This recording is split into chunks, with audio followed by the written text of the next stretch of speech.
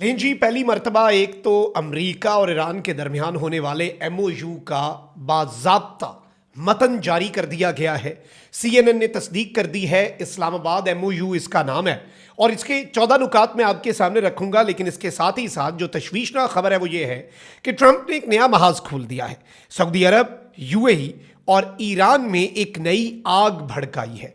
Trump ने कुछ इस तरह की स्टेटमेंट्स दी हैं जिनके बाद मशरिक़ वस्ता की सूरत हाल फिर से परेशान कुन हो चुकी है।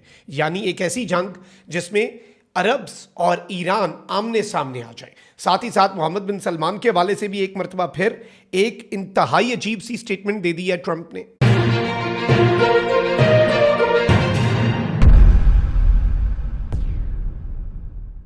बिस्मिल्लाहिर्रहमानिर्रहीम, अस्सलाम वालेकुम। मैं हूं मखदूम शहाबुद्दीन। 18 जून 2026 जुमेरात का दिन। कुछ इंतहाई आम तरीन अपडेट्स हैं जो आपके सामने रखनी है। एक जानिब तो अमरीकी मीडिया ईरान के साथ तय पाने वाली मफाहमती याददाश्त एमओयू का बाज़ाब्ता मतन सामने ले आया है। 14 नुकात हैं ये। इससे पहले कायदे आज़म के 14 नुकात हम याद करते थे, तो अब पाकिस्तान के 14 नुकात जो हैं वो पूरी दुनिया याद करेगी।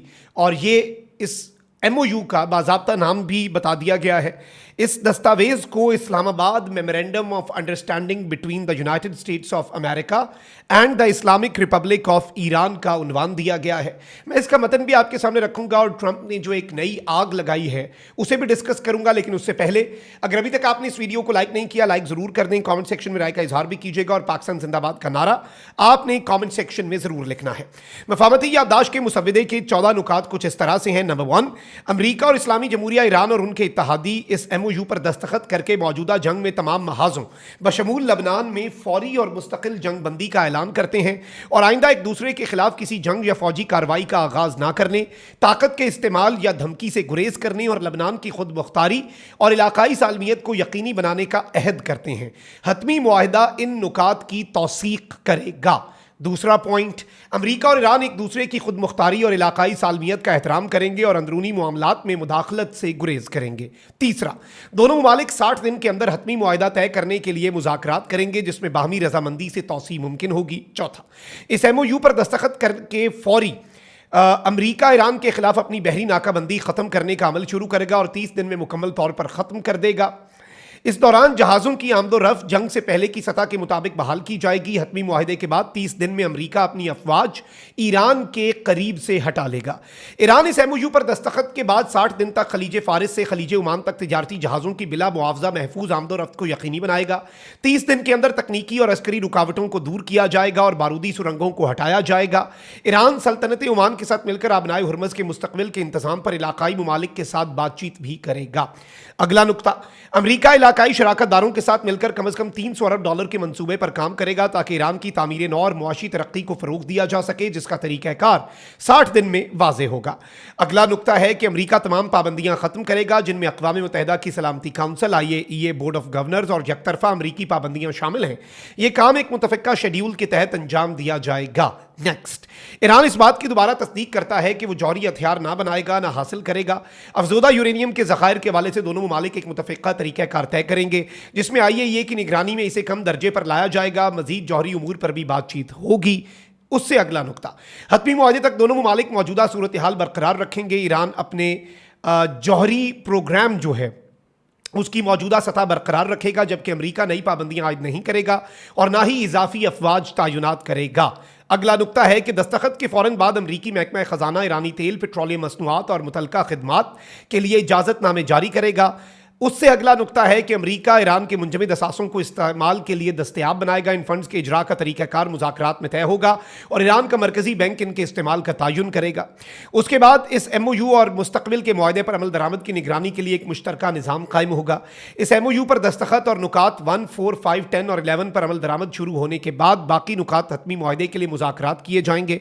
हतमी मुआहदे की तौसीक अक़वाम मुत्तहिदा की सलामती काउंसिल की एक बाइंडिंग रेजोल्यूशन पाबंद करारदाद के जरिए की जाएगी। ये तो हो गए एज इट इज वो नुकात नाज़रीन कराम जो इस मुआहदे के हैं।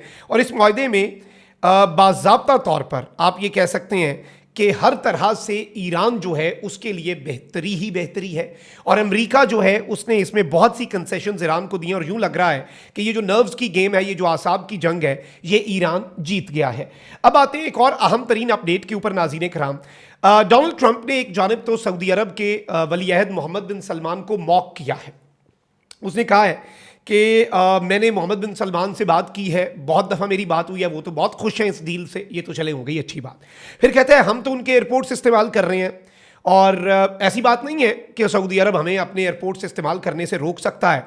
यानी उसने कह दिया कि हम सऊदी अरब की एयर स्पेस, एयर बेसेस, हर चीज़ इस्तेमाल करते हैं। देखें, अरब ममालिक ना फ्रांस, जर्मनी, यूके नहीं है। अरब ममालिक डिफरेंटली ऑपरेट करते हैं, वो ऐसी स्टेटमेंट्स को बहुत सीरियसली लेते हैं। ना वहाँ पर पीएम ने चले जाना होता है, ना आप फ्रांस के मैनुअल मैक्रोन को रिडिक्यूल करके उसके बाद उसके साथ बैठ जाएं और फ्रांस आपके साथ ताल्लुकात अच्छे रखे, ये तो मुमकिन है, लेकिन अरब्स ऐसे नहीं करते। इससे पहले भी ट्रंप ने मोहम्मद बिन सलमान के हवाले से डेरोगेटरी रिमार्क्स जो हैं वो इस्तेमाल किए, और एक मरतबा फिर मोहम्मद बिन सलमान के हवाले से ऐसी बात की है जो मैं समझता हूँ परेशान कुन है, तशवीशनाक है। और डोनाल्ड ट्रंप को इस तरह के अल्फाज का इस्तेमाल कम अज़ कम अरब ममालिक और उनके सरबराहान और उनके जो हेड्स हैं, शहजादे हैं या जो बादशाह हैं, उनके बारे में नहीं करनी चाहिए इससे।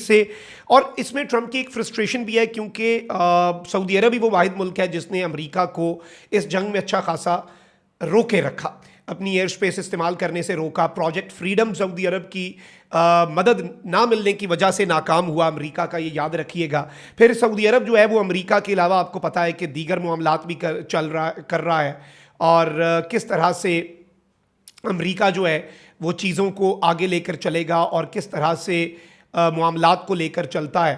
बट अमेरिका क्या मिडल ईस्ट में से अब इनकलाब भी होना है, और अब सऊदी अरब ने तो अल्टरनेट पाकिस्तान के साथ SMDA करके ढूंढ लिया, तो ट्रंप को शायद ये भी होगा कि बाकी अरब ममालिक भी यही मामला करेंगे और इस तरह से चीज़ें करेंगे। तो ये एक अहम डेवलपमेंट थी जो आपके सामने रखना ज़रूरी थी।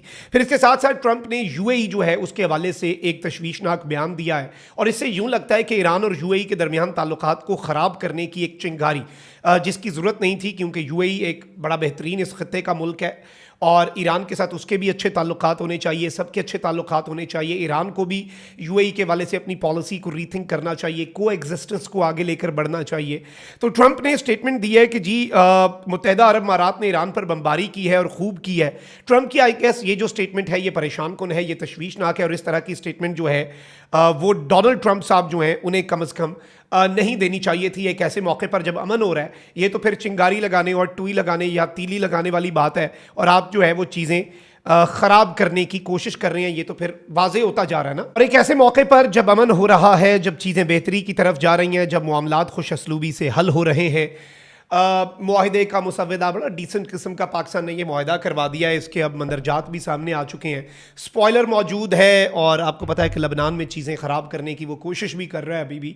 लेकिन ईरान और अमेरिका दोनों को समझ आ चुकी है कि तो ट्रंप को थोड़ा सा अपने अल्फाज और अपनी स्टेटमेंट्स के हवाले से हाथ हौला रखना चाहिए। This is what I believe, this is what a lot of people in the middle east believe.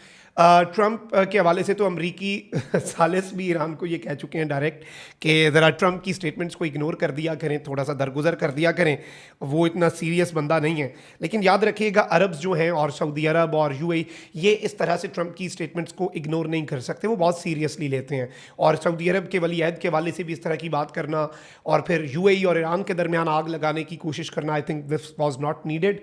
और एक हमें लास्टिंग पीस की तरफ जाना है, नॉट जस्ट ईरान और US बल्कि अरब्स और ईरान के दरमियान भी। अपना बहुत ख्याल रखें। पाकिस्तान जिंदाबाद।